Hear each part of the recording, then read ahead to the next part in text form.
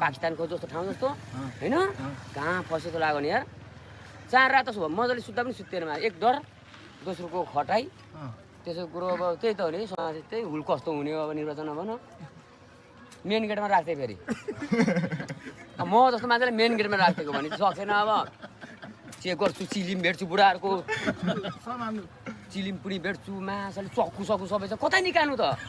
यत्रो आँखा फुलेर चाहिँ माछा मोबाइल बाहिर राखेको के चेक गर्छस् भन्छ फेरि त्यही बुढो फेरि उल्टै होइन हजुर मेरो काम हो भन्छ त्यो काम हामी के यो गर्न आएको भन्छ उल्टै नि खोज्दैन क्या तिनीहरू त त्यस्तो ठाउँमा फर्केर आइए त साइकलले बिस्तारै हिँड्दै त माते गरेर चिया खान गएको ठ्यास्सा हान्दियो होइन मलाई नै हानो दुईजना गएको सरी भन्छ होला त भनेको त माथि उल्टै अब त्यहाँ त तुना आँखा बोल्नु ल यसो फर्केर सबै मुस्लिम मात्रै फेरि बाटोमा बसेका